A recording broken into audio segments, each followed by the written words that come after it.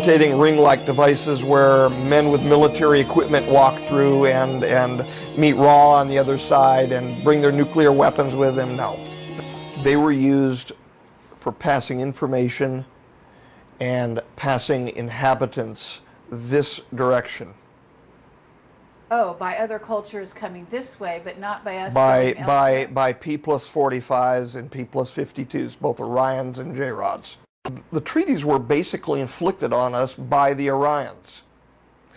As they were enforced upon us by the Orions that we needed to do what we needed to do, when they figured out that we weren't able to handle the issue ourselves, they looked at their own history and said, huh, look at the cavemen and women.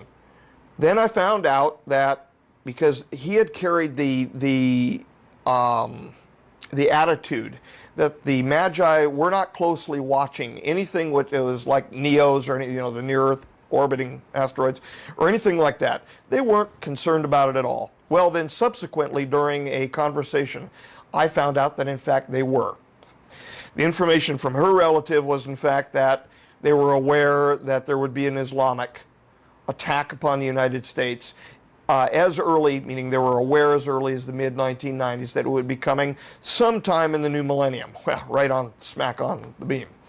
The Orions could trust us so much where they could hand us a cube and we misused it to the state that we misused it, where they then had to inflict a treaty system upon us.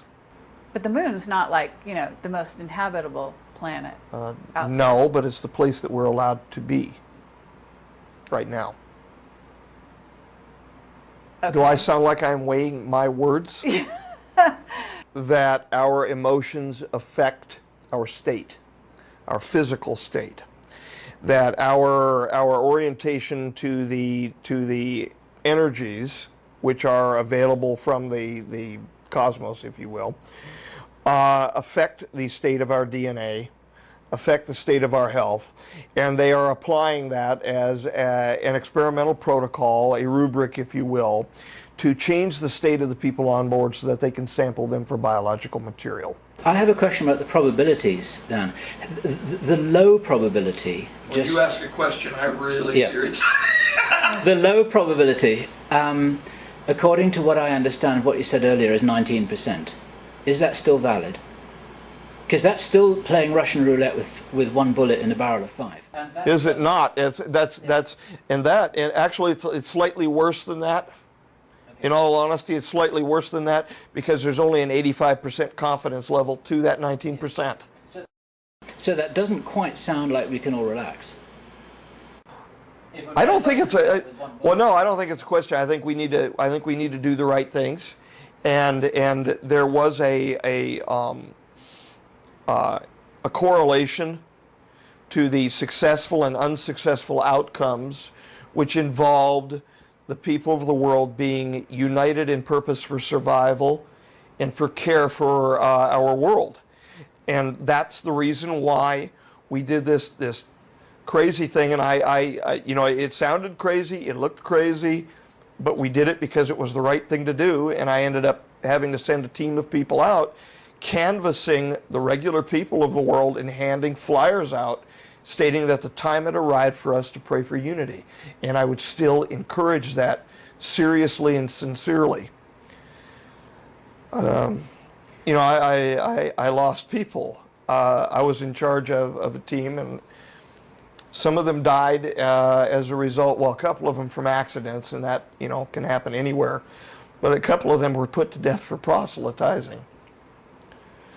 And so I bear that on my soul now. For put to death for proselytizing in a country where China. There was in fact 2 deaths in China, and we also lost some people in Saudi Arabia, and a couple other places. I didn't make public how many all we lost or how many all we had, but they did their jobs, and the information was handed out, and we did the best we could. Anyway, you were asking about the Stargate, the possible locations and all of that. On June 16th of 2003 in RV number 0403, Deborah was requested to do a remote viewing session, a sole one, a series of them, in fact, that she conducted, and she found several locations. Among them was, in fact, Voloshanka. Then she even said to the north by the tundra in Russia, and in the southwest Tibetan mountains. I'm sorry, I'm still a little bit thinking about my men and women. I don't know how to pronounce this. Mosjoen, M-O-S-J-O-E-N, in Norway. And that was a big, big hullabaloo. There was one actually, the equipment was actually removed from there. So what you're Syria, saying, Turkey. You're saying she remote viewed the locations of the Stargate. In fact, she did, and the reason why I reacted to pull this out, in your question number 9, it says how many LGs were there? How many man-made Stargates? Where are they? And you gave a list of possible countries. In that list, you mentioned Bulgaria. Right. Well, on the second page of it, she's got the Pirin Mountains in Bulgaria listed. So I just wanted to kind of let you know. Thank you. And a couple points in Egypt, and she didn't, in fact, in this one mention Iraq, because she was working separately for Iraq. On February the 4th of 2003, she did a special RV. Says, I came up with the following in my session. I saw a place 10 miles south-southeast of Baghdad. This, by the way, is a place where we ended up actually raiding and removing what they thought were rings for what they called weapons of mass destruction. Well, there were rings, all right, but it was a different kind of weapon of mass destruction. I pictured a big tree on the ground surface of this location. Now think about how Saddam was finally found. Yes. Behind the tree, there was a hole in the ground that had a piece of wood over it. I saw a man looking and feeling like Saddam have a guard lift the wood over the hole. Saddam then entered the hole and jumped into what looked like a platform at the top of a set of stairs. In remote viewing, I don't remote view, but in remote viewing, from everything I understand from her, time gets mixed up, overlaid, and sometimes Yes. off-shifted. Yes. And she clearly saw him in the spider hole. Mm-hmm. She also indicated that she found the work area down there, and in fact drew the work area, which they ended up finding the one gate in Iraq. Okay. Interesting stuff, huh? Yeah, absolutely. So we are kind of getting off the topic a little bit. That's good. Of Stargates and all that. Am I causing that? I'm sorry? So am I causing that? I hope not. We know that Kaela escaped through a Stargate with your assistance. That was described in one of our last videos. Yeah. And E.T. went home. Yes, E.T. went home. Yep. And the interesting thing about that is that you also had an experience in which you sort of fell into the Stargate and then kind of didn't go all the way, so you stayed in this reality. Well, kind of. Kind of. I was expelled several yards away onto a slab of, it was either limestone or granite, I'm not really sure, or sandstone. All I know is that it was hard when I landed on it. And it was on the other side of the tarpaulin over, the area was separated, human ET side, for the actual staging around the Stargate. It was the military operation. And I ended up on the other side of the barriers, which were like raised curtains, so that the people around the area who were actual inhabitants of the area couldn't see. And I landed on that, and I moaned or groaned or was wondering where I was, and was in fact then approached by men in guns who were very upset with me. But okay, but you saw the inside of a wormhole, right? Momentarily? oh, I can't really say that.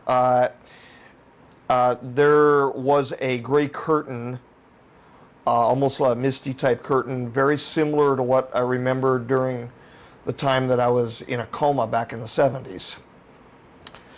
And I saw certain things on the other side, but it was a flash, and that was about it, and nothing really remarkable to talk about. Okay, so you never went through, all the way through. I mean, I'm asking, did No, you, I was have you? No, I did not end up, I do not remember ending up anywhere else. Have you ever gone through a No, Stargate no, in, no, in no, your no, capacity? no, of- no. And no, and no, there are no rotating ring-like devices where men with military equipment walk through and meet Raw on the other side and bring their nuclear weapons with them. No, no. There are, yes, I'm being derogatory towards Serpo. Oh, well, I thought that you were talking about Stargate. Well, that's what Serpo came from. I mean, you know, this list of, well, we've got our nuclear weapon with us and all of this business, and they could have picked something better than the name Serpo if they were going to go with it, but Serpo it's a reptile park in, what is it, Argentina or the Netherlands? It's the name of a reptile park. Uh-huh. And I think it was picked more by the former ops who were actually putting the disinfo together. And what they did is they just simply took a name and they turned it backwards. It was Opress. Okay, it's but a there was it's no a K4 Stargate code. in Serpo, in the Serpo story, as told to people. Okay. Okay, but so, There's no Stargate in the Serpo. that's what I said. Yeah, sorry. So what I'm asking is, we have Stargates, okay, that have been decommissioned, Yeah. okay, which access time travel technology. Yeah. Okay. These Stargates, before they were decommissioned, we must assume were used. They were used for passing information and passing inhabitants this direction. Oh, by other cultures coming this way, but not by us by going elsewhere? by P plus 45s and P plus 52s, both Orions and J-Rods. What about all the other, I mean, I don't know if you're party to this, but how many other races are out there? I am aware of one interdimensional species that won't speak with us directly and was communicating via the Orions, the P plus 52 Orions. That's it. Okay, so You know, you're- and I've been 20 years. It's confusing to me because I've got so many. And either they were the greatest hiders in the world, even while drunk, and some of them drunk and recreationally drunk, and that's the way I should put that. Comes with large amounts of money. Sometimes they pay for products to make them feel good or whatever. I have never, you know, it's been a joke. I hate to put it this way, but a lot of the UFO community, like to them, the stories have been a joke, and a lot of them have been proffered by the folkloristics unit in Majestic. They actually promulgated a lot of these stories, and now they hand me the bag to come out here and go, boo, you know, sorry, the boogeyman ain't real, I guess. okay. The only thing that I'm aware of are the P plus 45s and the P plus 52s. The intergrades between them over the 7,000 years between them cannot be contacted per treaty. The P plus 52 J-Rods and Orions I'm aware of, and the P plus 45 J-Rods. At the time the P plus 45s were around, they were unaware that the P plus 52 Orions, which would then be P plus 45 Orions, even existed. They didn't even know that they still survived at the time. And they only found out as a consequence of coming here in the treaty negotiations. Okay, but what about you're telling me the Stargates were only used one way by... Used two by the ways, but one Orions. way by transport for delegates in. Okay. And from that other was only planets. under extreme circumstances involving international uproar, where there were problems with the treaties. Aside from that, products were exchanged back and forth and information was exchanged. But it was deemed too dangerous to be handing people back and forth regularly. These things collapsed, from what I understand, spontaneously. And if it collapses and you are not out one side or in the other, you're nowhere. Okay, so you're telling me that these people had such a conscience, they were not sacrificing Americans or other, or military people to test the Stargates? No, the treaties were basically inflicted on us by the Orions. As they were enforced upon us by the Orions that we needed to do what we needed to do when they figured out that we weren't able to handle the issue ourselves. They looked at their own history and said, huh, look at the cavemen and women. Okay? After we acted the way that we acted involving the cube and all of that business. They inflicted the treaty system on us. And they said, you will behave this way. We don't have the ability to just take a Stargate and to step through onto the other side without violating a treaty. They don't want us out there. We are dangerous to ourselves. Okay. So why would we not be dangerous to another culture? They are sure as hell not going to let us off this planet. Can I ask you? Just ask about Montauk and about Henry's experience. Well, yes, but I still, believe it or not, I still have not read about what Montauk is. And sitting here right now, I have zero clue what it even is. Okay, that's cool. What about the Philadelphia experiment? You're familiar with that? I'm familiar with the reports of the USS Eldridge. Okay. I'm familiar with the unified field theory testing that went on. In fact, the unified field theory testing did go on, but it made something which was, from what I understand, radar invisible, but not involving everything that I've heard all of these other movies about people going back to 1941 and prior to Pearl Harbor and all of this business, and walk through the time tunnel and all of this. The information that I've heard from the military sources, because I asked when I was in there, because I knew about the Philadelphia experiment from way back from hearing about it, that it was a legit experiment, that there was a legit experiment that went on, but it provided radar and visibility, and it was an early cloaking system, and it was electromagnetic cloaking. Okay. Now I'm wondering what, certainly Kaela gave you sort of like hidden cards in your hand that allowed you to get information from Majestic, or to trade information with Majestic, such that you would learn what was going on in terms of the Stargates and various things. And if I tell you, that means I'm telling that camera right there. Yes. Mm-hmm. And okay. But if and that one. Recently, I don't know if this is in the public domain, but recently you found out that MJ1 had not told you everything about a certain incident. True. Okay, which was a incoming meteor. It was Apophis, and the big thing is the affidavit that I wrote and the dust-up that happened between he and myself was based on the fact that he said, and I told him not to lie to me again, and the reason why I told him not to lie to me again, it involved the time period where I was told to keep my mouth totally shut because of timelines. Then I found out that it was a bunch of garbage, basically just to manipulate me to keep my mouth shut. And after that happened, then more votes were taken, and then I was told to talk. I was given the orders to talk. Yo-yo, okay? When that happened, I told him, don't lie to me anymore. Tell me it's none of your damn business if you have to. I can accept that better than being lied to. It's more honorable. Sure. He said fine. Then I found out that because he had carried the attitude that the Magi were not closely watching anything which was like Neos or the near-Earth orbiting asteroids or anything like that. They weren't concerned about it at all. Well, then subsequently during a conversation, I found out that in fact they were. This caused a mild dust-up, which was then heightened because of information from her relative.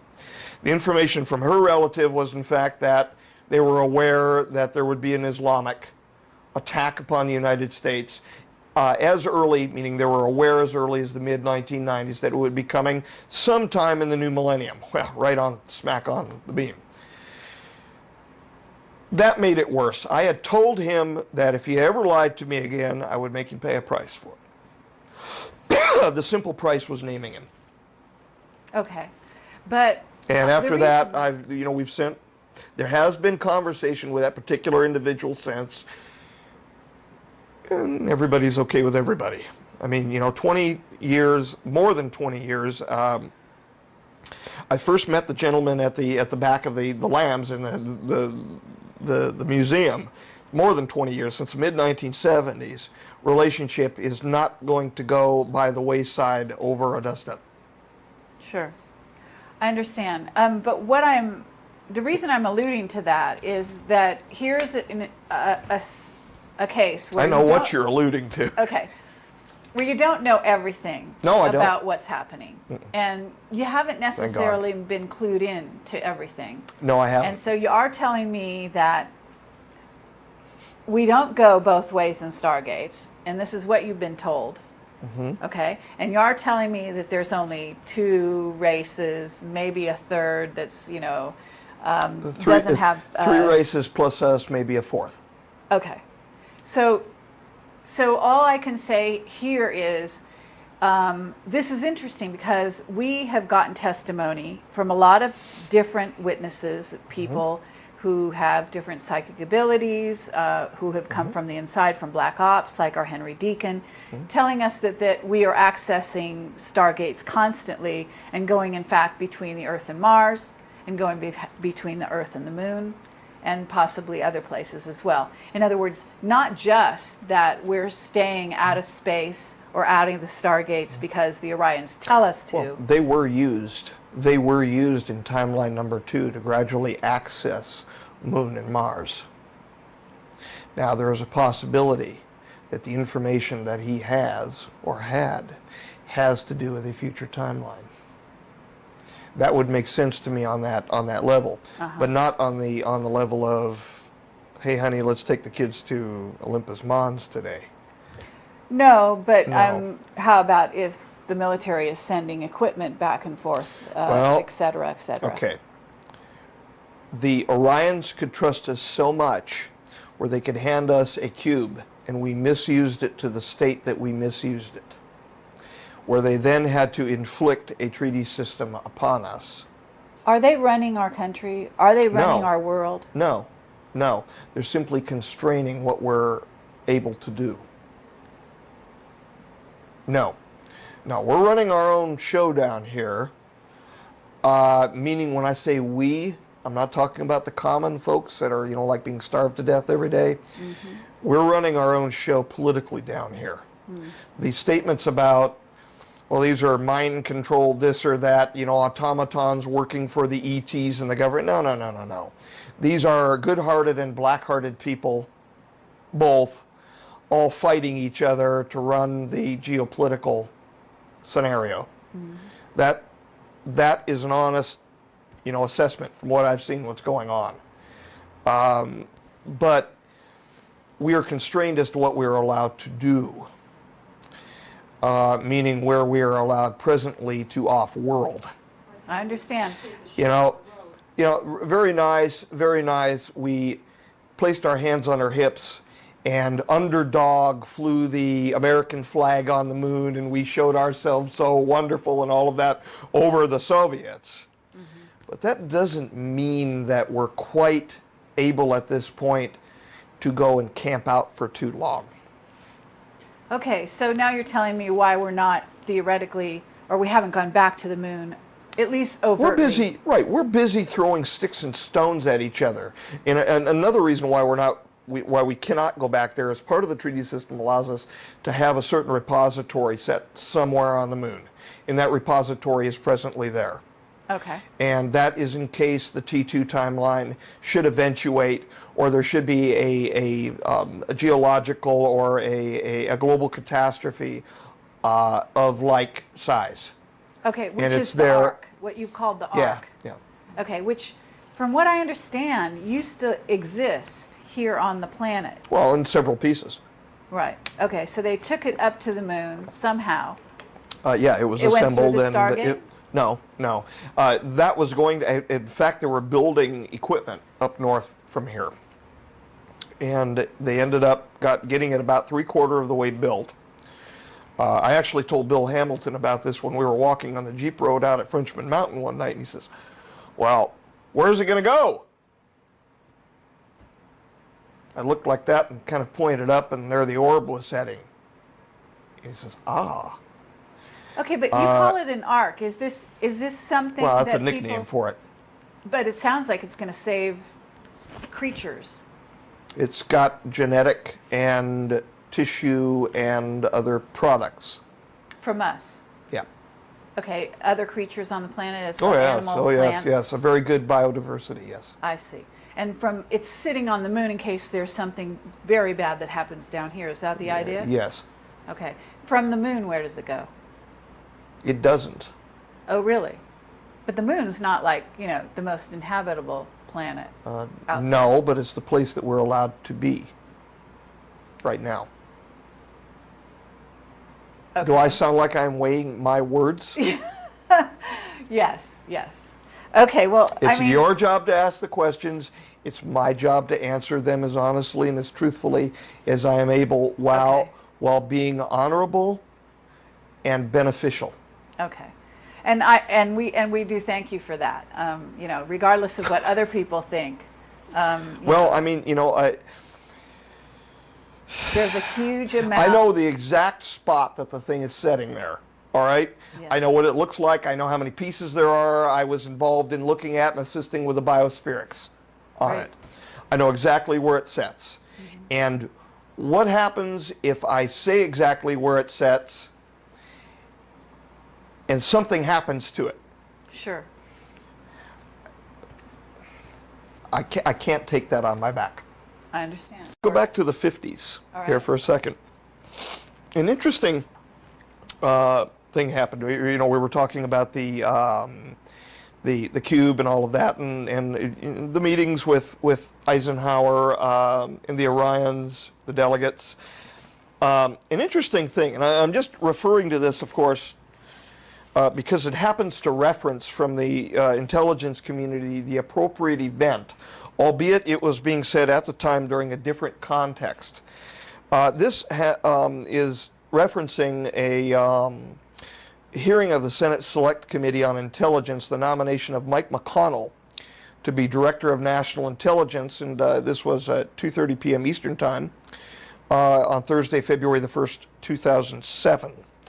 And Mr. McConnell, the Honorable Vice Admiral, said the following, quote, Senator, some years ago, I think 50s, 60s, there was a battle in the community with regard to authorities for signals intelligence. Of course, signals intelligence, communication, and people can read between the lines, I think. And decisions were taken finally to cause the director of the National Security Agency to have responsibility for signals intelligence, or SIGINT, as we refer to it, with regard to establishing priorities overseeing the technology, ensuring it's conducted in an appropriate way, the training standards are right, and investments are correct, and so on. I got a little report here, which was released on 17th February of 2003. This was actually sent to me by Bill Hamilton, and it was written by a person named Matt Guza. I don't know who the person is, aside from Director IC USUFOIC. And he reports the following. Aquarius background. Aquarius and other information. Says Aquarius findings briefly described below, because it was being, for some reason, Project Aquarius was being looked at very closely at the time. Number one, from what we have found, we believe that it started in 1953 alongside of the Project Blue Book ordeal. Now 53, let's think, what happened in 53? This is pretty much around the same time, general time frame as the Eisenhower thing, within a year. 53 was also the time when a certain craft dumped in Arizona, as I recall, right near Kingman. involving two P+45J rods and a P+52. The P45 was the one met by Bill Uhouse, and of course the P45 was the P52. I had the great honor. But the theory on the drawing board at this time is that it started as an USAF black project and was overtaken by the intelligence community due to the content and the secrecy. From investigating the past interest of the USAF and UFOs, it seems that the USAF weighed their investigation too much on non-scientific data. This would explain the need for the intelligence community investigation. So we can read between the lines here.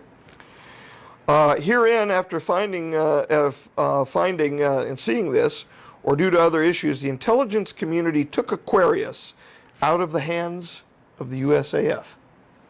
Isn't that funny how these two things coordinate with one another? Well, what do you? Okay, what are you trying to say? Are you trying to say that that there was an obvious illusion? There was an obvious allusion here in the testimony to the Honorable Vice Admiral McConnell, right, to situations which were going on during the 1950s involving the present relationship between we and the extraterrestrial species. Yep. Okay. There seems to be a rather direct correlation here. And then the fact that later on during the intelligence community interview of Mr. McConnell, there was even an allusion to the same time period. Well, to timeline changes. Senator Rockefeller. This gives my heart good saying his name. I regret to say that my time has run out, and I think somebody's manipulating this clock, because that much time hasn't gone by. Oh my heavens. And then a woman walked in who was from another committee, and that would be Susan Collins, I believe. But the fact that there was a manipulation of a clock comment going on, and this, and there are several, well, I've got it tabbed up as to the relationships here, but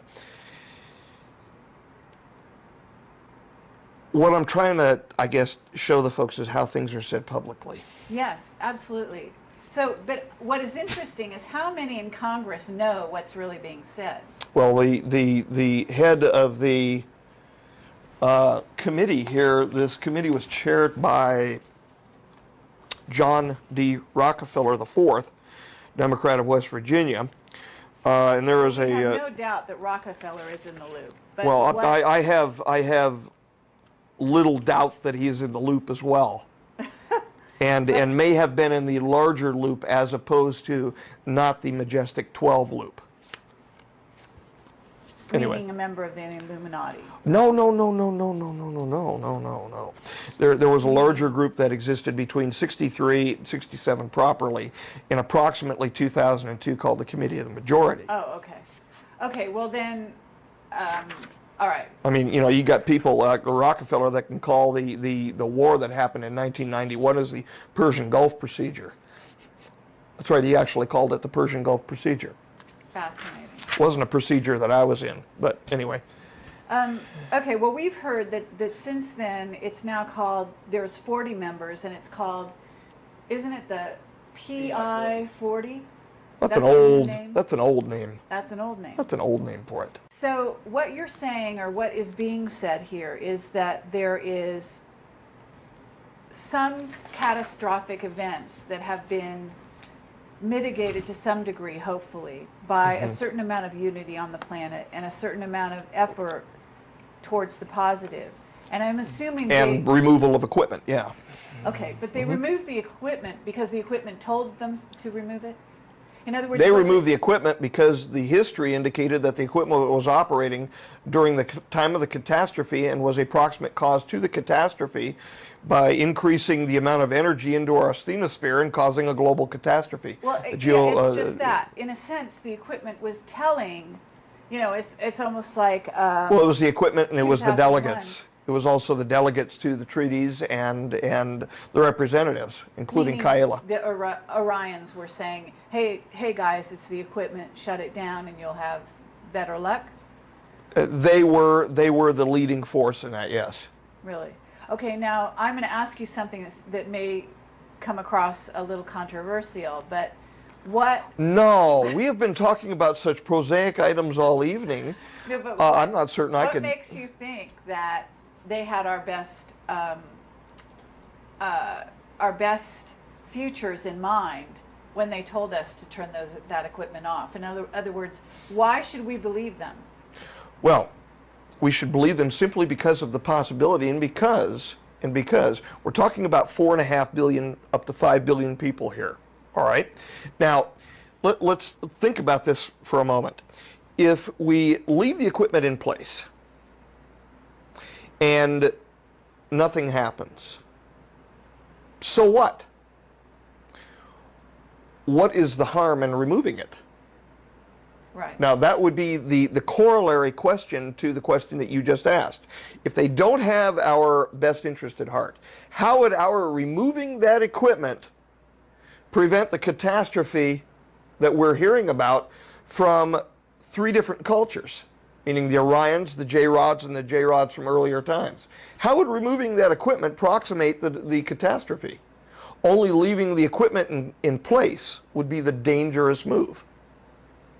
So there's no harm in unloading a gun, but there is a possible harm in having it loaded. Sure. It's like the joke of believing in God. It's like the Sufi joke about whether you believe in God or not. If you don't believe in God and there is no God, there's no harm. But if you do believe in God and there is a God, it's going to be a good thing in the end, right? Well, it may take you a few more trips back, but okay. So I don't know. That's up to God. Right. Well, in a sense, that's what you're saying. This is an issue of practicality. Yeah. If we have a piece of equipment there that could possibly cause us harm, let's say they're wrong and it doesn't. You better pull it apart anyway. We're talking about the consequence of nearly 5 billion people. Okay. What about we would be the stupid idea... not to, in other words.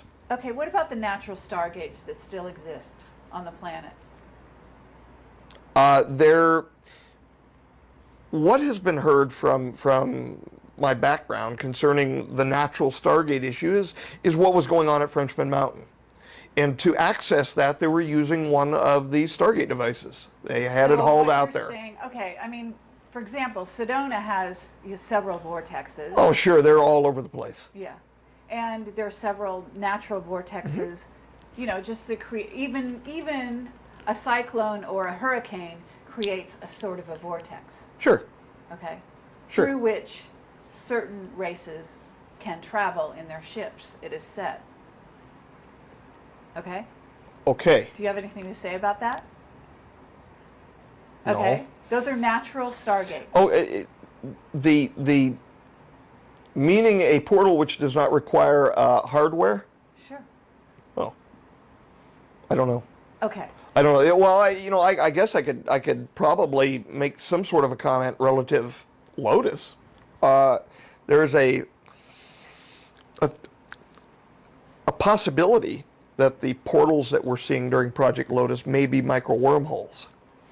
And certainly, at least information is being carried through those portals from somewhere to here, and it's causing an effect in the environment. Now, we're assessing presently to see whether or not they are naturally produced. And in August, owing to certain circumstances, we're planning on running tests out at Frenchman Mountain to determine whether or not it is a natural phenomenon. Possibly. Okay. I mean, you could say that a travel in time could be a warp produced by a gravimetric device of a craft. You can move large distances in little to no time. So I'm not certain what the difference is, physically or mathematically, between that and what is being called an Einstein-Rosen bridge. You would need a physicist for that. I'm used to working on cells. Right. But, and in a sense, if Lotus is creating some kind of Stargate effect, oh, that's wonderful. Micro wormhole. That's wonderful if it is. It is wonderful, but in a sense, you might also have to let go of Lotus in that sense if it is going to impact. Oh, I have. way- I have. In fact, but for more tangible reasons. Um, we brought the fine art of producing these portals for demonstration up to a science. We knew exactly what to do, know exactly what to do to propagate them with nearly 100% efficiency. They range in size, thus far that we've seen, between about 0.02 millimeters, so about 20 microns, to up to a millimeter. When we produce them now in the field, they're approximately a millimeter in diameter. And that's putting a heck of a lot of energy in, 50 times more energy than what we would do through the microscope. But we brought it to the point where it was a beautiful thing, where I could hook the right optics train on the scope, propagate with the use of a laser and electricity, and turn them on immediately on the surface of a silicate.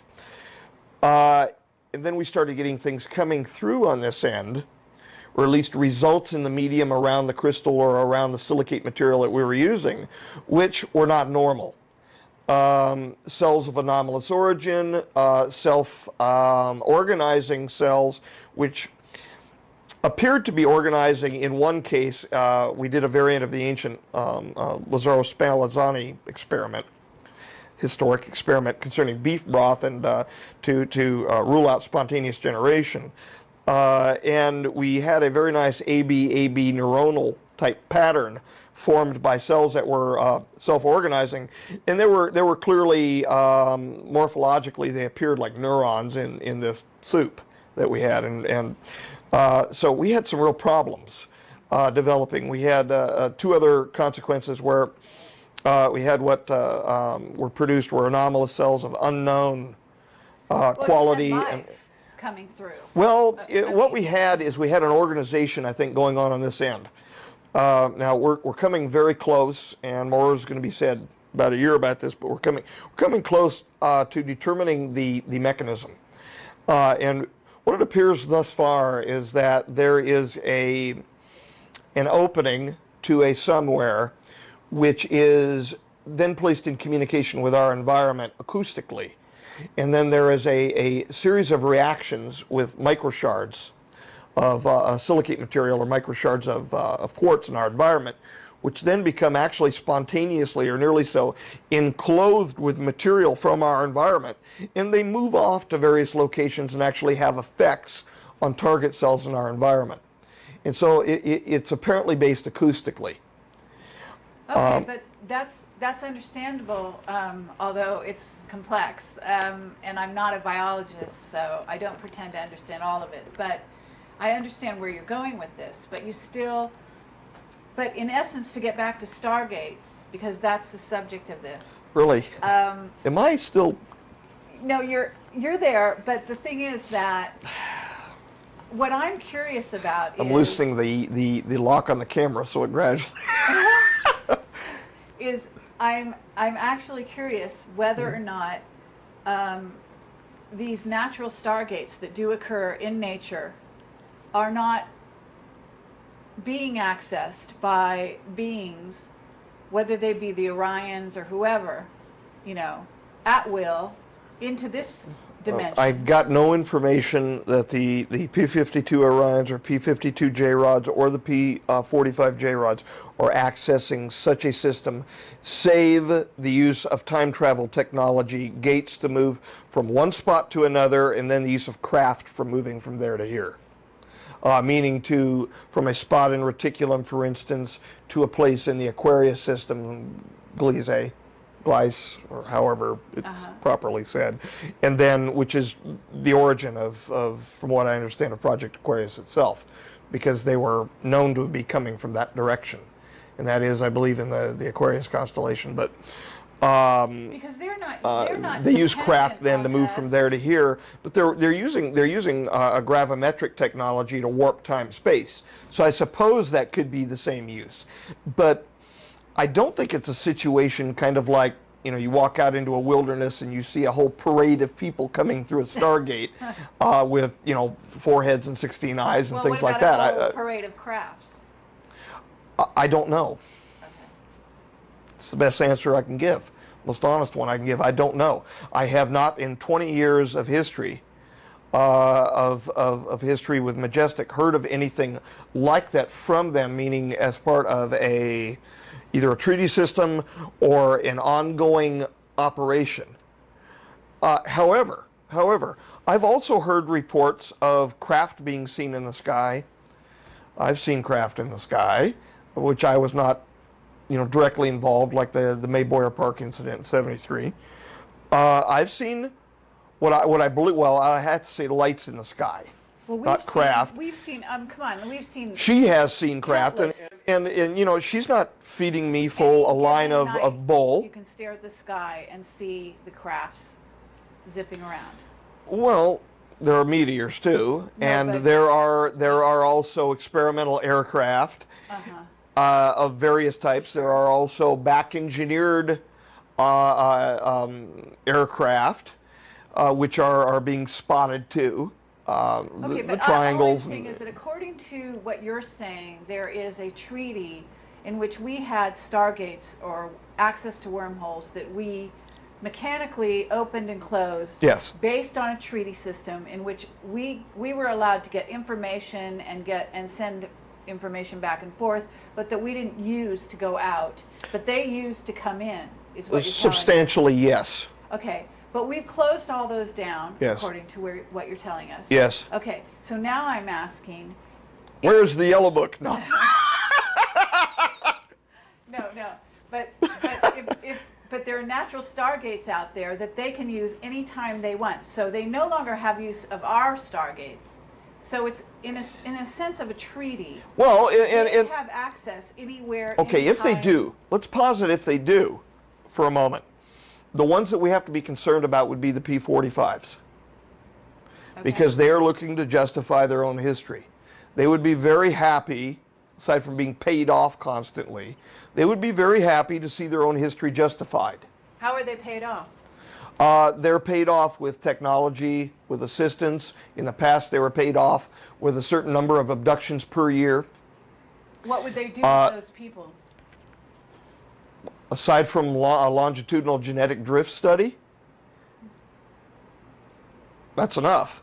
You know, some of them were literally handed over, and I consider it illegal, and I consider it a violation of international law. I consider it a crime against humanity, and that's why I did what I did to stand up against it as best as I could and to get it off the books. What about the idea that some P-45s have shape-shifted, you know, excuse the terminology, but into human form, are here working in the government under a human form, furthering their own, you know, demands It's a substantial. on history? It is a substantial probability that they have the ability, because I've interacted with ones that would ostensibly look human, and I really don't like talking about the so-called man in black or men in black. Right, but I understand when you talk phenomenon. about the men in black, those were people that are beings that, you know, and you went in our last discussion into quite a description of that kind of being. But I'm talking about somebody who is acting like you and me, looking like you and me, absolutely undetectable, No. and still could be furthering, or could even be. If they are, they're not J-Rods. If they are, they're not J-Rods. Orions, possible. They are very, very brilliant people. The short interactions, very short interactions that I had with them, I was impressed, whereas I would not want to be spending that much time around P-45s at all. I would have enjoyed. In fact, I would have felt privileged speaking with them further. Are you talking about, when you say Orions, are you talking about the Nordics? I think that's how they're usually they've been called talls or tall. Yeah, but I mean, they're just for they're the camera's sake. essentially you know, the anthropomorphic, very tall human beings with blonde hair, very large eyes, very blue, pretty eyes, larger than our eyes as in ratio to cranium size. The orbits are larger, etc. Just brilliant. Just absolutely brilliant people, and what I found most intriguing about them is how they modulated what I consider their brilliance through emotion. The emotions coming from them were so less rudimentary, they were so more complex than what even I experienced with Kaela. I would have really enjoyed spending some more time with them. Okay, but they're here on this planet interacting with us. Well, they interacted with us. I'm not certain if there are presently any on Earth or not right now. Okay. I would say that you know, they're 50,000 years, a little more than that, ahead of us. Given the similarity between body structure, between size even and body structure, cephalothoracic to thoracic ratio, similar enough. I think they could probably, if their eyes didn't look the way their eyes look, they could probably get away with walking around. Okay. But their eyes are, they're way larger than ours, and they look like, essentially like these Bratz dolls that the little tween girls are going after nowadays. You know, the eyes are too large. You see these eyes, these hypersized eyes. I mean, it's fine on a Bratz doll, but if you walk this thing out onto the street, it's going to get picked out very quickly. Okay. So I just don't think so. Now, I at the same time, I have to say, are they smart enough to probably get away with it? Figure out how? Maybe. Maybe. I doubt it, personally, because I've met a lot of very interesting, but a few strange people in the last 4.5 years, talking with the public, who believe that there are literally reptilians walking around that are wearing masks and things like that. No. You know, I'm a little more rooted in reality. I hate to put it that way, but no. I joked with her that I wanted to do something over at the first place where we were at for my debriefing. I said, when the debriefing gets done, what I wanted to do is I wanted to hire some special effects people for real. Would end the debriefing, and then we would stop, and then we would begin filming with another camera. And I was just suggesting a joke. It never got pulled off. Somebody. What I was going to do is have a special effects person work me up with my face over the top of a reptilian face, and I was going to rip it off and go, God, I'm tired of these human masks. And just have this little segment put out there as a joke. But she told me that people would take it seriously. People would believe it. You can't do that. Yeah. People will believe it. It's true. I don't know. I've got a strange sense of humor, I guess. Okay, but you had a dealing with P-45s, P-52s, and these beings are, their treaty system is being adhered to because they are here in underground bases, monitoring us at all times, because otherwise, how do they know that we are abiding by a so-called treaty? Because supposedly, we broke treaties. Isn't this right? Well, we have strained. We have strained the treaty system more than once. So have the P-45s. Right. So we have in fact come into conflict with one another at certain times. These conflicts have been amicably resolved. And we are presently in an amicable state with one another.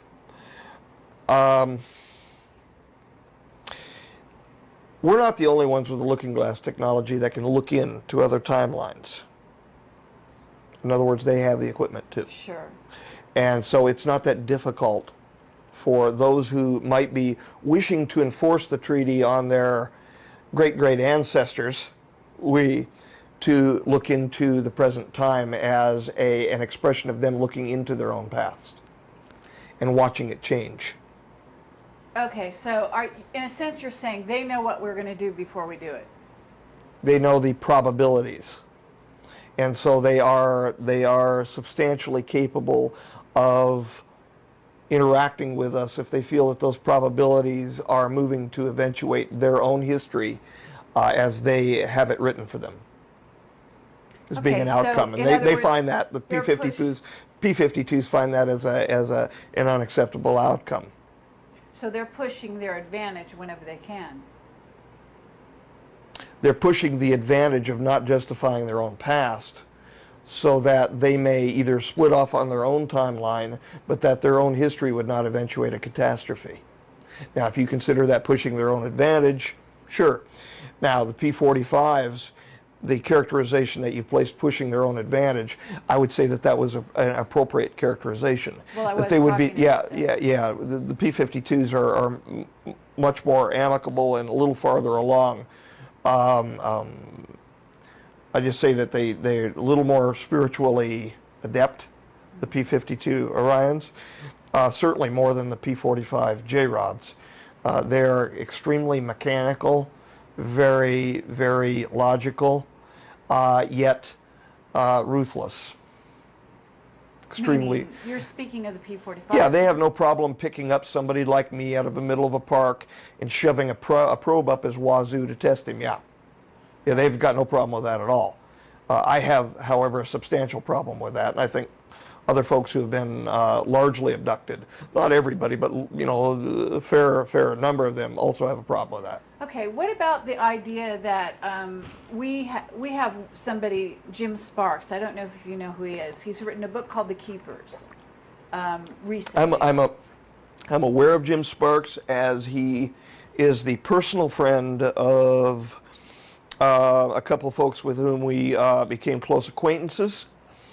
Okay. Okay, so he's telling us that he has conscious recall of his abduction experiences, and that groups of people were abducted by what sounds like P-45s because they have real issues with control, and put in front Boy, of that was said nicely. and put in front of computer screens and shown, scenes of the Earth, first a beautiful Earth and potentially, fantastic futures, and then shown the opposite of that, so that what would be generated in these people is a love of the planet and a desire to make it a better place. And also there is an aim to this.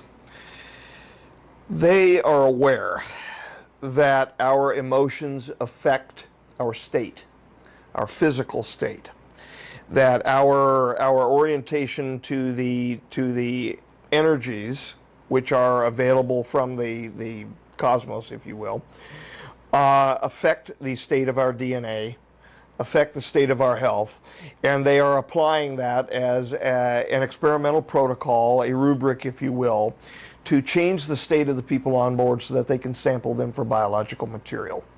The fact of what we take away from it is aside the point. That is just whatever we take away, and then it's our take on it, and then a person, an experiencer, if you will, then goes off into our world and says how he or she feels about the experiment, or about what they were subjected to, or about what they were shown. But there's a cold, hard, cruel reality involved here that we are being picked up for biological material as an experimental protocol. Okay, meaning what these people that are being abducted are doing is providing, DNA, providing eggs and sperms so that they can, experiment or create their own future beings. What they're trying to do is they're trying to ameliorate their own neuropathology, which is already starting and is becoming an issue within their populace at their timeline concerning reproduction.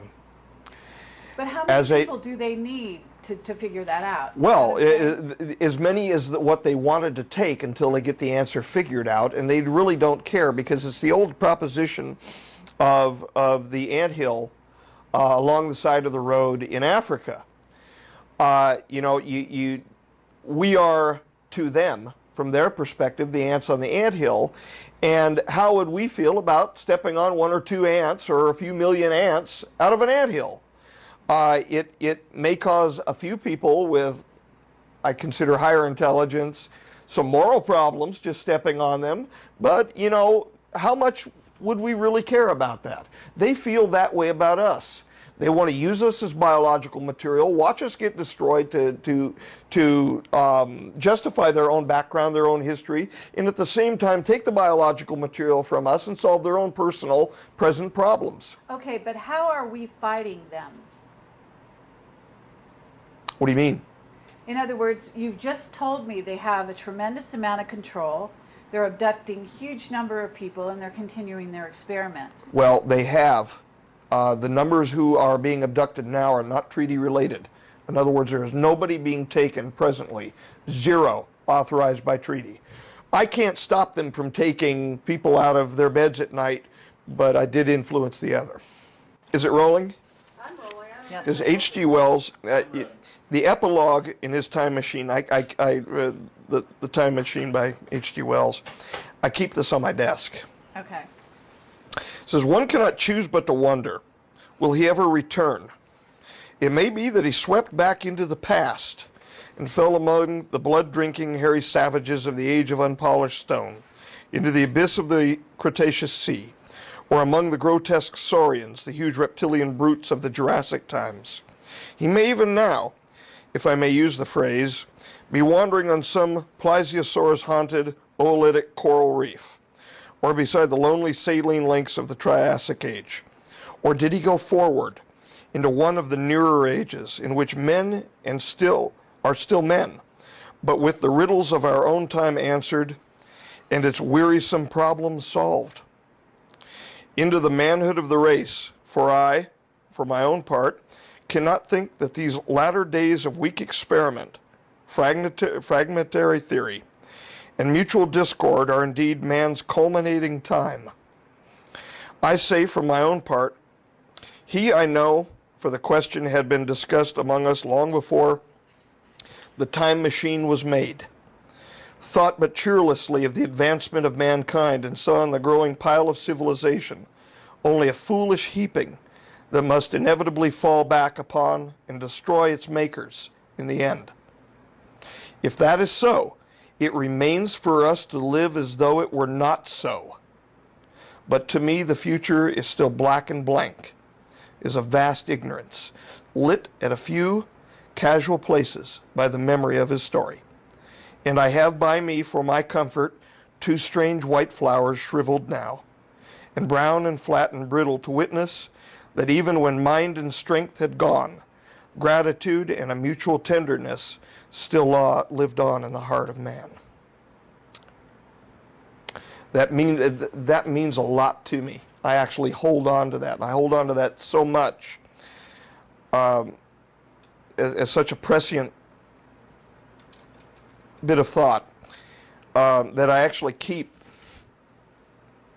the flowers from my great-grandmother's grave in there with it. You know, I don't know what's going to happen in the future, and all I can do is hope like everybody else and pray like everybody else. Okay. Well, thank you, Dan. You know, and I understand that we've actually overtaxed you and asked you, you know, an incredible amount of information here, and you've been very generous, and I really want to thank you. Well, it's my responsibility to say truth. Okay. Well, you definitely do that, and what I would like to also say is, how do we fight them? For the people that are out there, and what we know is unity is one way in which we are progressing out of a certain timeline into another, right? Yes. Okay, but if you have It's- anything it's- else it's- to add to that I would for like to add people. something. Well, to me, Okay. it's unit. Constant vigilance. Yes. Constant vigilance. That's good. That's very good. Constant Okay. vigilance. Also, there are many operatives, not just like Marcia and myself, but many operatives who are coming out of the old Majestic who have had experiences like this. Most of those operatives are not willing to say anything. However, that doesn't mean that they're not doing things. We are acting in concert with some of those operatives and with other groups to try to motivate the information from the inside, which could be used for the beneficial application for humanity, to humanity. And we're doing our very best to motivate that through. And some of it is being seen in very little snippets of it, the projects that we're proposing that are going to be coming in the future, like Argo and ISIS. I guess the only thing I can really say aside from the constant vigilance is to act to the right. When a wrong needs to be righted, or there needs to be a stand taken for what is right versus wrong, that our present time doesn't mean that that we're so modern we have to get rid of the ideal for the real. We create our own reality, and so we should, in my view, act toward the ideal to create a better real for ourselves.